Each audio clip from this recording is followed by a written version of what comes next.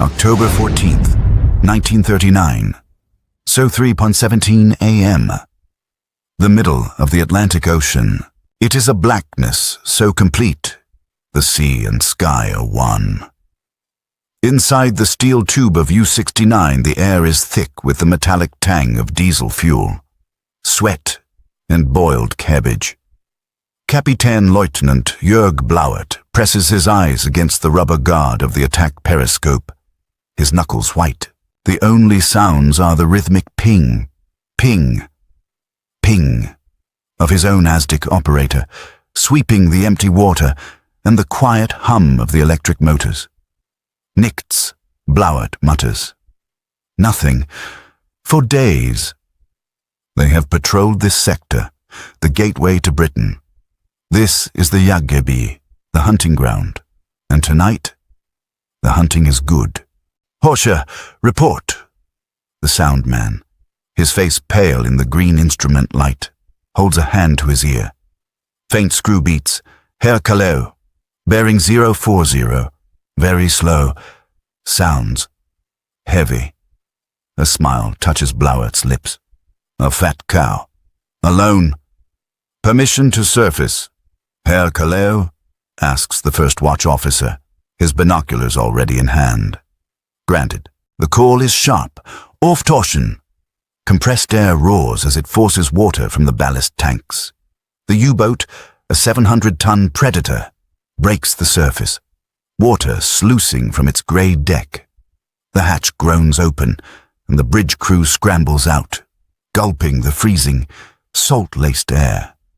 Blauert raises his own massive Zeiss binoculars, and there she is, 5,000 meters distant, a smudge of smoke, then a silhouette, a lone merchantman, perhaps 8,000 tons, plodding eastward with a belly full of Canadian wheat or timber or steel. She is completely unescorted. A gift, the 1WO murmurs, raising his own glasses. Where is the Royal Navy? Busy, Blauert says, his voice full of casual contempt. They are chasing Graf Spee in the South Atlantic. They are blockading our ports. They do not have the ships for this. He sweeps the horizon. Nothing, just the slow, doomed freighter. Sir, the 1WO says, pointing to the ship's flag, just visible as the moon breaks the clouds. The red ensign, but a blue maple leaf in the fly. Canadian. Blauert laughs, a short, sharp bark. The Canadians, even better. In the U-boat service, among the grizzled veterans of the Spanish Civil War and the new, arrogant aces of the Kriegsmarine, the Royal Canadian Navy is a running joke. They are a tin-pot navy, a coastal patrol force for a nation of farmers.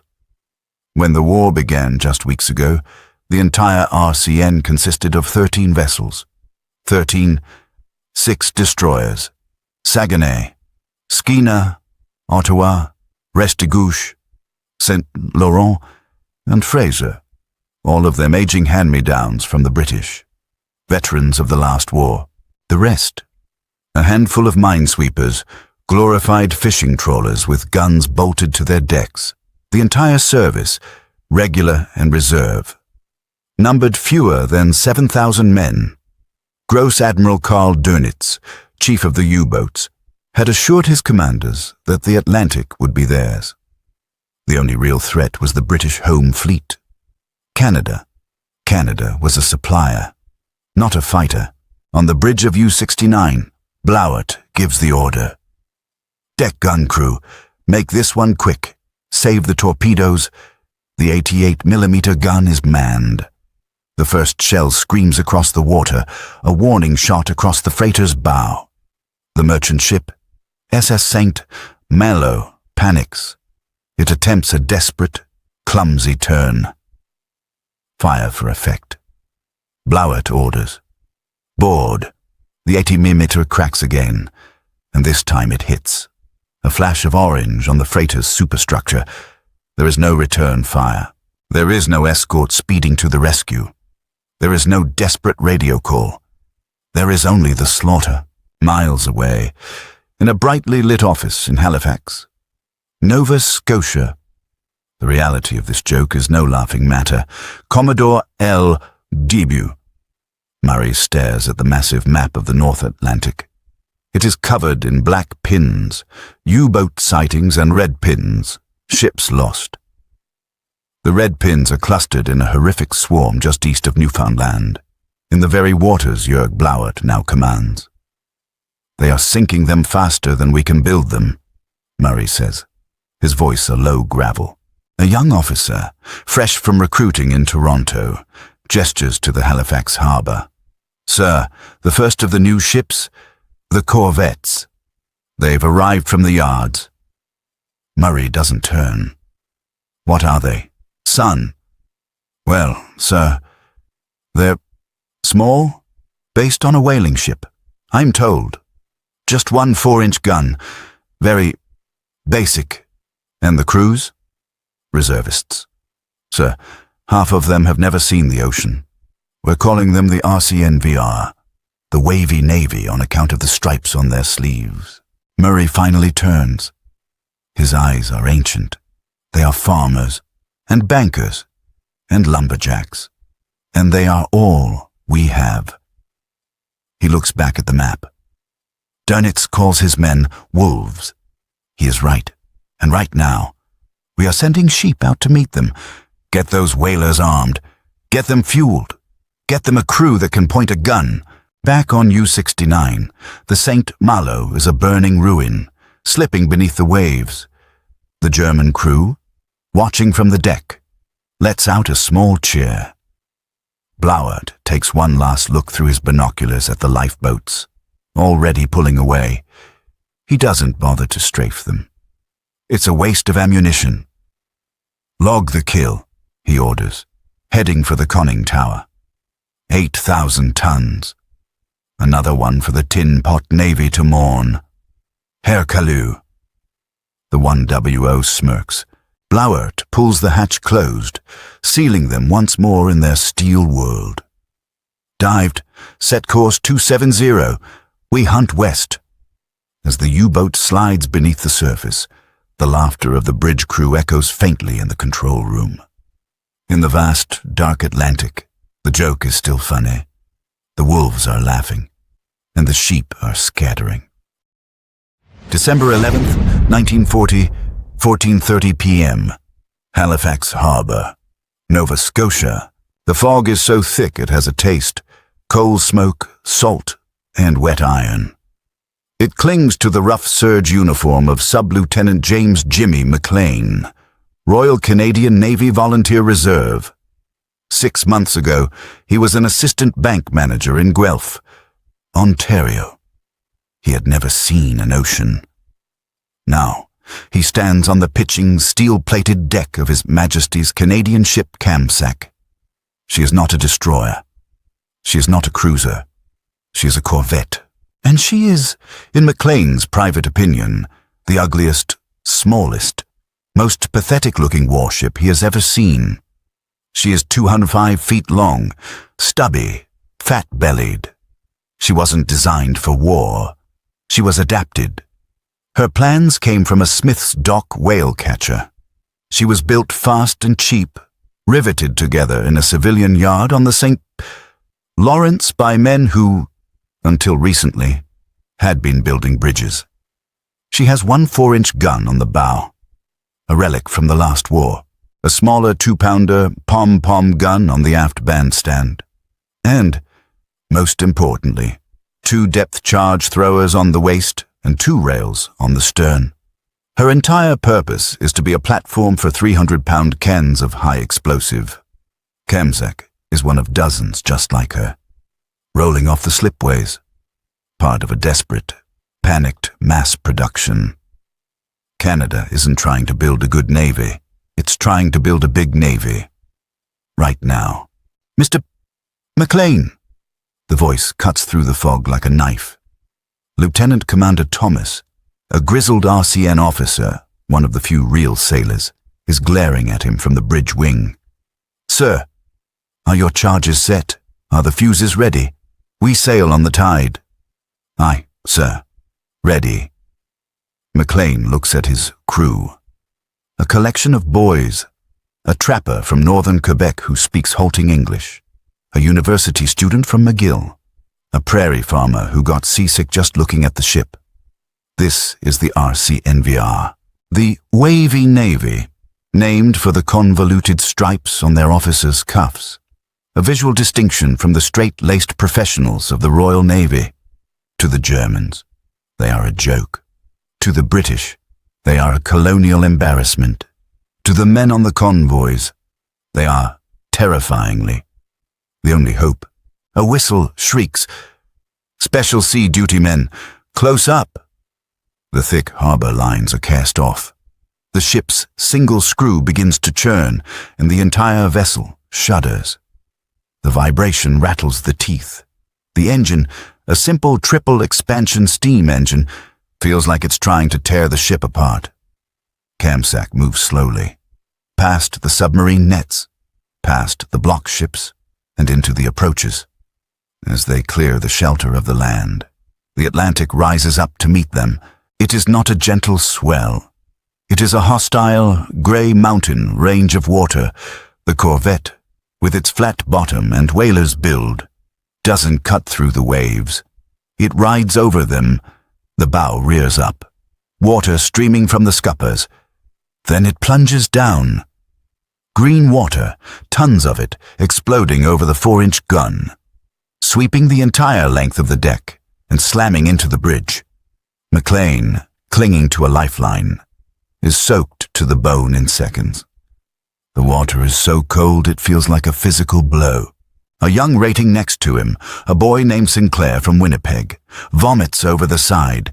He will not stop being seasick for the next 6 days. This is the Corvette's special hell. They are, as one writer would later say, built to roll on wet grass. They are the most uncomfortable, punishing vessels ever sent to war. In the tiny, claustrophobic wardroom, Lieutenant Commander Thomas addresses his new officers. They are clustered around a small table, bracing themselves with their legs as the ship lurches. "Gentlemen," Thomas says, his voice flat, "welcome to the North Atlantic. We are designated Escort Group C3. Our convoy, SC-15, forms up tomorrow at dawn. 48 merchant ships. Our job is to get them to Liverpool." He points to a chart. "We will provide close escort. The Royal Navy will provide the heavy hitters, if we're lucky. But out there," he taps a vast, empty space on the map, south of Greenland. "That is the Black Pit. Air cover from Newfoundland can't reach it. Air cover from Iceland can't reach it.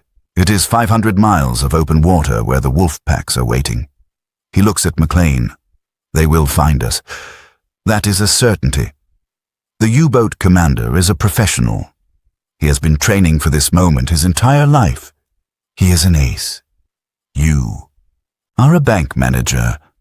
The room is silent, save for the groan of the ship's plates and the crash of water overhead. But here is the truth they don't know. Thomas continues, his voice dropping. "Those U-boat captains think we're a joke. They think we're farmers in boats. They will be arrogant. They will come in close. And when they do, your one simple, brutish job, Mr. McLean, is to drop a 300-pound barrel of TNT on his head." He sips his lukewarm tea. "Do not try to be Nelson. Just kill the wolf." Dismissed. McLean climbs the ladder to the open bridge. The night is falling. The wind is howling. He's 24 years old. He's in charge of the ship's anti-submarine warfare. He has an ASDIC set he barely knows how to read, and a crew that has never heard a live depth charge. Out there, somewhere in the blackness, Jörg Blauert and the aces of the U-Boot-Waffe are waiting, laughing. The Kamsak, her single stack belching smoke, punches into the next wave, her insignificant silhouette disappearing into the storm. The hunt has begun. December 16th, 1940, 01:21 a.m., mid-Atlantic, 400 miles south of Iceland. The Wolfpack Hecht Pike has found convoy SC-15.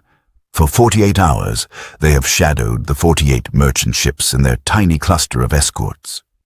Captain Lieutenant Jörg Blauert, in U-69, is in the perfect position, inside the convoy screen. He has surfaced in the middle of a rain squall, a black shape among blacker waves. Through the gloom, he can see the plodding silhouettes of the freighters, lined up like ducks. 2 degrees port. Steady. The U-69's first watch officer has his binoculars trained on the escort. Herr Kaleo. It is one of the new ones. The small Canadian.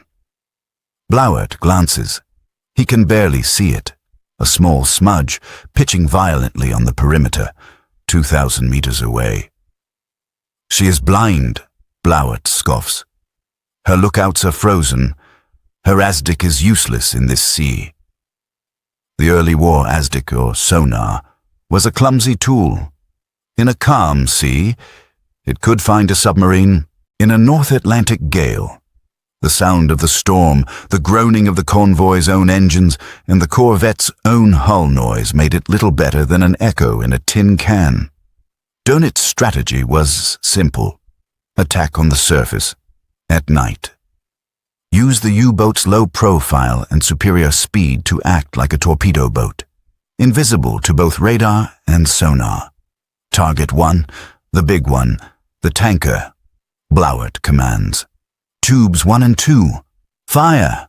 A shudder runs through the U-boat as 2 compressed air charges expel the G7E torpedoes. They are electric, wakeless, invisible. Blauert starts his stopwatch. Dive, dive, take us to 100 meters. They will throw things, but they will be throwing at ghosts. The conning tower hatch clangs shut on the bridge of HMCS Kamsak. Sub-Lieutenant Jimmy McLean is trying to force down a cup of lukewarm, bitter cocoa. His body is a single, vibrating bruise from the ship's motion. Then he sees it. It is not a sound. It is a light, a flash, far off the port bow. So bright it illuminates the undersides of the clouds. A second later, a second flash. The sound arrives moments after, a deep, hollow boom-boom that is felt more than heard. "Starboard 20!" Lieutenant Commander Thomas roars. He doesn't wait to see what happened. He knows. "Mr. McLean, get a sweep, now!" McLean drops his mug and scrambles into the tiny, curtained-off ASDIC hut. The operator, a young rating named Apple, Frenchy Dubois, is already bent over the receiver, his face a mask of concentration. "Contact!" Dubois shouts, his voice cracking. "Bearing 030. Range, mere 500 yards. He's diving." "He's ours," Thomas snarls, grabbing the engine room telegraph. All engines full ahead. The Kamsak lurches. The little ship, designed for 16 knots, feels like it's about to tear itself to pieces. Spray, solid as concrete, smashes the bridge. "Sir," the lookout yells. "Flares, red flares from the Empire Bison." Thomas doesn't look. "She's already dead. Son, find the killer." McLean's voice comes from the ASDIC hut, trying to be calm over the ping. Ping. Ping. Contact is sharp. "Sir, range 900 yards. He's deep." "Stand by depth charges," Thomas bellows on the fantail. A crew of half-frozen farm boys fumbles with the fuses, their mittens pulling at the safety pins. "Range 400 yards. Mr. McLean, give me the pattern." "Fire." Now, on the waist of the ship, the K-gun throwers ignite with a whoop, hurling 2 300-pound charges out into the darkness. From the stern, 4 more roll off the rails. Kamsak speeds away as the charges, set for 150 feet, sink. McLean counts. 5, 4, 3, 2, 1. 10,000 feet below, Jörg Blauert is listening. He heard the high-speed screws of the Corvette. Good, He thinks, let the farmer boy chase his tail. He's too far east. Then his sound man's eyes go wide. Herr Callot, hydrophones, depth charges, close. The ocean explodes. The first charge detonates. The shockwave hits U-69 like a giant's hammer. The steel hull screams. Light bulbs shatter. Cork insulation rains from the ceiling. Men are thrown from their stations. Whump, whump. The next two are even closer. The U-boat is picked up, slammed sideways, and dropped. A gauge bursts, spraying high-pressure steam. TF, TF, Blauert roars. Take her down, 200 meters. He is stunned. The attack was fast, it was aggressive, and it was accurate. This wasn't supposed to happen. The Tin Pot Navy wasn't supposed to be able to counterattack. They were supposed to panic, to fire wildly, to rescue survivors. This crew, this wavy Navy crew, they were hunting. On the Kamsak, the explosions lift the Corvette's stern clear out of the water, slamming it down with a crash that shears rivets. Jimmy McLean is thrown against the bulkhead. The entire ship rings like a bell. Reload, Thomas shouts, his face grim in the darkness. Turn her around. Coxswain, we're going in again. For the next hour, they hunt. They drop another pattern, but the contact is fading. Blauert, his U-boat damaged, leaking, and terrified, is creeping away in the dark depths. He has escaped, but he is no longer laughing. He has seen the Tin Pot Navy in action, and it is not a joke. It is a swarm. As dawn breaks, the crew of the Kamsak, exhausted, deafened, and soaked, watch as the Empire Bison sinks. There are few survivors. They have failed to save the ship, but the rest of the convoy, SC-15, is intact. The wolf pack, spooked by the savage counterattack from an escort they held in contempt, has submerged. They have been driven off. Jimmy McLean stands on the icy deck, watching the last of the tanker slip under. He feels like a failure. Lieutenant Commander Thomas claps a heavy, wet glove on his shoulder. You did good, Mr. McLean. You saved 47. We're not here to win duels. We're here to get the convoy through. He looks out at the grey, hostile ocean, and they know we're here now. September 19th, 1941, 02:40 a.m., the Black Pit, convoy SC-44. On the bridge of HMCS Levy, a new Flower-class corvette on her second Atlantic crossing, Lieutenant E.C. Teddy Miall is fighting to stay awake. For 3 days, they have been in a running battle with Wolfpack Markgraf. The sea is a chaos of burning ships. The Royal Canadian Navy has grown. By now, it is exploding in size. From 13 ships in 1939, it has swelled to over 150. Shipyards in Sorel, Kingston, and Vancouver are launching corvettes, frigates, and minesweepers almost weekly. It is, on paper, becoming one of the largest navies in the world. But it is a navy built on raw courage and almost no experience. The men are still farmers and students. The officers, like Miall, are RCNVR. The ships are still too small, too slow, and too poorly equipped. They lack effective radar. They lack high-frequency direction finders, huff-duff. They are essentially a swarm of angry, half-blind terriers sent to fight a pack of disciplined, experienced wolves. And the wolves are feasting. Signal from Agricola. Sir, the rating shouts over the wind. She's hit. Flares going up. Miall raises his binoculars. Another one. That's the 4th ship tonight. Where is the U-boat? Miall rages, slamming his fist on the wet metal.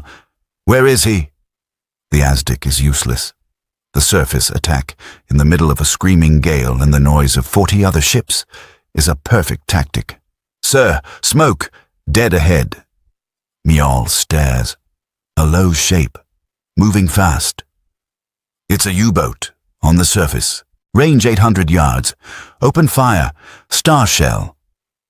The 4-inch gun crew, lashed to their station, frantically tries to train the gun. The ship is pitching so violently that one moment they are aiming at the clouds, the next, the waves. The star shell whooshes out, bursting in a magnesium-white glare, and it illuminates nothing. The shape is gone. He's dived. Sir. No, Miol says, his stomach tightening. He hasn't. The U-boat commander, using the star shell's glare to blind the Corvette's lookouts, has simply turned away into the rain. He is a phantom, a few thousand yards away. Kapitän Lieutenant Günther Krech of U-553 watches the Corvette fire blindly into the night. He is contemptuous. These Canadians, they are brave. Yes, Dummköpfe. Brave fools. They charge at every sighting. They fire their guns at shadows. They abandon their primary duty, the convoy, to chase echoes. Krech has his orders from Dönitz. Do not engage the escorts. The target is the merchant ship. He has already sunk 2. He ignores the levy and slips back toward the fat, slow line of tankers. But for other wolves, the escorts themselves are targets of opportunity. On the other side of the convoy, HMCS Levy is turning back to her station, her crew frustrated and cold. In the conning tower of U-74, Kapitän Lieutenant Eitel Friedrich Kentrat has been stalking the small warship for an hour. He has watched it chase shadows. He has seen its sloppy station-keeping. He is an amateur, Kentrat says to his 1WO, and he is in my way. Target is the warship. Herr Callot? Target is the warship. Tubes 1 and 2. A spread. The torpedoes are electric. They make no wake. The lookout on Levy's sees nothing. The Aztec operator, deafened by the convoy's own noise, hears nothing. At 2:43 a.m., the impact is catastrophic. One torpedo, aimed at the engine room, strikes Levy just aft of the bridge. The entire midsection of the 205-foot ship vaporizes. The boilers explode in a cloud of scalding steam. The ship's back is broken, and she is cut in 2. Lieutenant Miol is killed instantly, his bridge blasted into the sea. For the men below decks, there is no escape. The water is 3 degrees Celsius. The 2 halves of the Corvette, the bow and the stern, begin to sink, independent of each other. On the stern section, Sub-Lieutenant McLean, now promoted, reassigned from Kamsack, is blasted from his bunk. He finds himself on a tilted, rapidly sinking piece of steel. "Abandon ship! Abandon ship!" he roars, though his voice is lost in the steam and the screams. Men are jumping into the lethal Blackwater. The ship is gone in less than 5 minutes. McLean, clinging to a Carly float, watches the rest of the convoy steam past. The other escorts, HMCS Kenogami and HMCS Skeena, cannot stop. To stop is to become a target. This is the single most brutal rule of the Atlantic. Kenogami slows only enough to drop her own floats, then depth charges the area around the sinking, a savage, desperate attempt at revenge, before speeding to rejoin the convoy. The wolves have torn a sheepdog to pieces. Dawn. September 19th. The sea is littered with debris, oil and bodies. McLean and a handful of survivors, 18 of them out of a crew of 65, are hauled aboard HMCS Kenogami hours later. They are hypothermic. Soaked in fuel oil and staring, they are the lucky ones. That night, HMCS Spikenard, another Canadian corvette, is torpedoed. She sinks with such speed that there is only one survivor. Convoy SC-44 is a massacre in Halifax. The news is met with grim, hardened resolve. The joke is long dead. This is a war of extermination. The Tin Pot Navy has become the scrap iron flotilla. They are being hammered, but they are not breaking. They are learning. With every sinking, with every frozen corpse hauled from the Atlantic, the RCN is earning its education in blood. They are learning that bravery is not enough. They are learning that their British-led tactics are failing. They are learning, the hard way, that to hunt a wolf, you must be colder, more patient, and more ruthless than the wolf himself. February 17th, 1943. 10:01 a.m., HMCS Cornwallis. Deep Brook, Nova Scotia. The winter wind howls off the Annapolis Basin. But inside, the attack teacher, a dark, cramped training simulator. The only sound is the rhythmic ping, ping, ping of an ASDIC set. The air is stale with the smell of hot electronics and nervous sweat. At the console sits a new rating, his hands visibly shaking. "Contact, sir," he reports, his voice thin. "Bearing 015, range 3,000 yards. What kind of contact?" The voice from the darkness is flat, cold, and impatient. It's a contact, sir. Wrong." Lieutenant Jimmy McLean steps into the single pool of light. He is no longer the green sub-lieutenant from Kamsack. The boyishness is gone, replaced by hard lines. His RCNVR wavy Navy stripes are faded. He is a survivor of the Navy sinking, a veteran of a dozen convoy battles. He is 26 years old and looks 40. "It's a mushy contact," McLean says, tapping the screen. The echo is indistinct. The sea is rough. It could be a school of cod. It could be a wreck. It could be a thermal layer. "You fire on that. You've wasted 6 charges and told every wolf in 50 miles exactly where you are." He leans in. You wait. You wait until it's a hard contact. Until you hear the click of the U-boat's own machinery. You wait until the Doppler shift tells you he's moving toward you. You hunt his mind, not his echo. Again. The simulator resets. Ping. Ping. Ping. This is the new Royal Canadian Navy. The lessons bought in the blood of men on Levy and Spikenard are being turned into ruthless doctrine.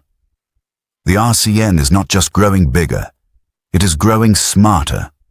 The farmers and bankers are now the most seasoned anti-submarine specialists in the world, and they are finally getting the tools to match their hard-won experience.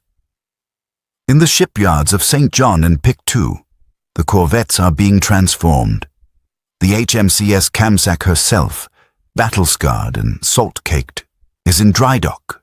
Welders are cutting away her old, open bridge, the one where McLean and Thomas froze. They are replacing it with a Canadianized extended forecastle, giving the crew a fighting chance against the Atlantic weather. But the real changes are invisible. High on the mast, technicians are installing a small, spinning mattress of wire, the new Type 271 centimetric radar. For the first time, a Corvette can see a U-boat's conning tower, a target no bigger than a small car, bobbing in the wave clutter from 2 miles away. The night no longer belongs to the wolf pack. Inside the radio room, a new piece of equipment is installed, HIFDF, or Huff Duff. This high-frequency direction finder is a set of aerials that can hear the U-boat's radio transmissions as they coordinate their attacks and give the escorts a direct bearing to the hunter. And on the bow, bolted to the deck just in front of the 4-inch gun, is the most lethal new weapon of all, the Hedgehog. It is a forward-throwing mortar. It fires 24 small, contact-fused bombs in a pattern ahead of the ship. Its genius is revolutionary. Before, to use a depth charge, a Corvette had to speed over the U-boat's last known position. In those final seconds, the ASDIC beam, pointing forward, would go blind as the submarine slipped underneath. It was a terrifying, high-speed guessing game. With the Hedgehog, the Corvette can track the U-boat, keep the ping, ping, ping, get closer, closer, and then fire while still in contact. There is no guesswork, only a kill. May 5th, 1943, 21:30 p.m., North Atlantic. Convoy ONS-5. Lieutenant McLean is on the bridge of a brand new ship, HMCS Drumheller. She is a revised Flower class, heavier, longer, and packed with the new technology. They are in the middle of the largest, most brutal convoy battle of the entire war. For 48 hours, over 40 U-boats under the personal direction of Karl Dönitz have been tearing the convoy apart. The Atlantic is on fire, but this time, the pack is being savaged in return. Huff-duff contact. The operator's voice crackles over the intercom. Bearing 220, short transmission. He's close. Radar, McLean snaps. Contact, bearing 225. Range 3,100 yards. Small target. Surfaced. McLean feels a cold, sharp thrill. No more guessing. No more ghosts in the rain. He has him. Starboard 10, he orders, his voice perfectly calm. All engines ahead full. Stand by. Hedgehog. We're not waiting for him to dive. We're going to hit him while he's on the porch.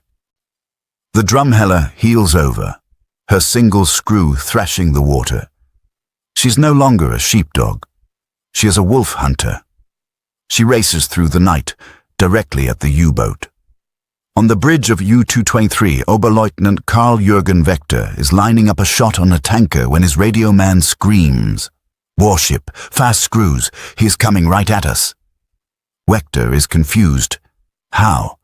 It is a black night. He is 2 miles away. They cannot see him.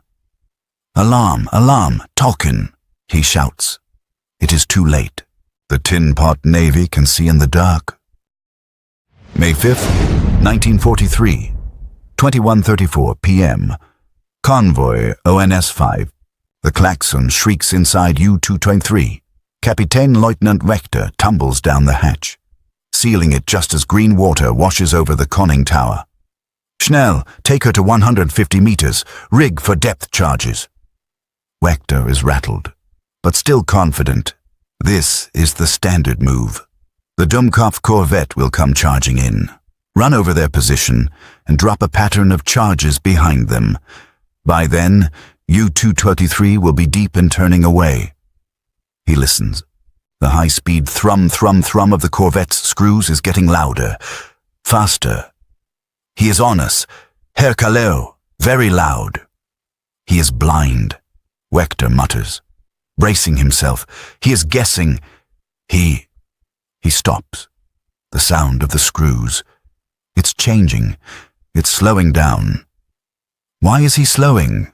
The 1WO asks, his eyes wide.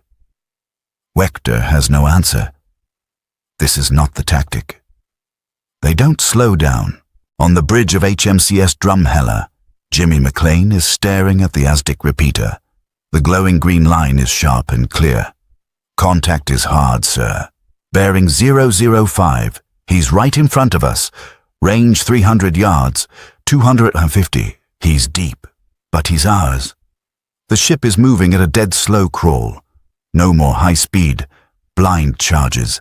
This is a cold, calculated execution. ASDIC operator. Keep the ping, McLean orders. Hedgehog team. Stand by. He picks up the voice pipe. Hedgehog. Fire from the bow of the Drumheller. There is a sound like a giant, metallic cough. Foompu, foompu, foompu. 24 mortars fly from their spigots, arcing up into the night sky, a perfect oval pattern of small, 65-pound bombs. They look almost graceful as they climb, then plunge into the dark water 200 yards ahead of the ship. In the control room of U-223, the crew listens. There is no sound of depth charges rolling off rails, only the thrum of the slow-moving Corvette. Then, a new sound, a series of faint plink. Plink, plink, sounds against the hull. The new Hedgehog bombs are contact-fused. They are not designed to concuss. They are designed to penetrate. They only explode on a direct hit. Wechter's blood turns to ice. What is that? A rating on the Drumheller's bow is staring into the dark water. Then he screams, "Explosion! Explosion! Sir, ahead!" One of the bombs has hit. 26 pounds of Torpex-high explosive detonates directly against the U-boat's pressure hull. For the crew of U-223, the universe ends. The explosion doesn't shake them, it pierces them. A white-hot fist of force punches through the steel hull, instantly vaporizing the men in the forward torpedo room. The pressure hull cracks. The Atlantic, at 3,000 psi, does the rest. The sea bursts in, a solid, unstoppable column of black water that hits the aft bulkhead with the force of a freight train. The U-boat, mortally wounded, pitches nose down, its electric motor screaming as the angle passes 40 degrees. In less than 10 seconds, she's gone. On the Drumheller, the crew feels a deep, dull, underwater crump. Then, a moment later, the sea ahead of them boils. A massive air bubble, 100 yards across, bursts on the surface, bringing with it a black, spreading stain of diesel fuel. The Aztec operator pulls off his headphones, his face pale. "Sir, contact. It's gone. Just gone. Breaking up noises. Loud." McLean allows himself a single, grim nod. "All engines ahead slow. Steer 210. Rejoin the screen." There is no cheering. They are too cold, too tired, and there are too many other shadows on the radar. But for the first time, they are not the hunted. They are the hunters. May 1943. It will go down in the Kriegsmarine as Black May. The tide has not just turned, it has become a tidal wave. In that single month, the U-boat arm is shattered. 41 U-boats are sunk. 41. And the Royal Canadian Navy, the Tin Pot Navy, is at the very center of the slaughter. The corvettes, frigates, and destroyers of the Canadian escort groups, now battle-hardened and perfectly equipped, are racking up kills. HMCS St. Croix, HMCS Chambly, HMCS Sackville. They are no longer jokes. They are the masters of the Atlantic, the German aces, the survivors of 1940, the ones who laughed at the farmers in their whale catchers, are now the ones being hunted. They are terrified of the radar that sees in the dark, the huff-duff that hears their whispers, and the hedgehog that kills from ahead. They are terrified of the wavy navy. Gross Admiral Karl Dönitz, in a state of shock, writes in his war diary, "The losses have reached an unbearable level. We have lost the Battle of the Atlantic." He pulls his wolves from the North Atlantic convoy routes. The laughter has stopped. By 1944, the Royal Canadian Navy has 373 warships and over 95,000 personnel. From 13 ships, it has become the third largest Allied navy in the world, surpassed only by the fleets of the United States and Great Britain. The Tin Pot Navy, born of desperation, baptized in humiliation, and educated in blood, has grown into a steel fist. When the invasion of Normandy commences, it is the RCN, not the Royal Navy, that commands its own sector of the English Channel. Jimmy McLean. Now Lieutenant Commander McLean stands on the bridge of a brand new river-class frigate, HMCS Outremont, watching the endless stream of ships carrying men to Juno Beach. His wavy navy stripes are gone, replaced by the straight rings of a permanent, professional officer. He looks at the thousands of ships, at the Canadian flags flying from destroyers and corvettes, and thinks back to that first terrifying, hopeless night on the Kamsack. The joke was never funny, but in the end, the farmers, the bankers, and the trappers had the last laugh.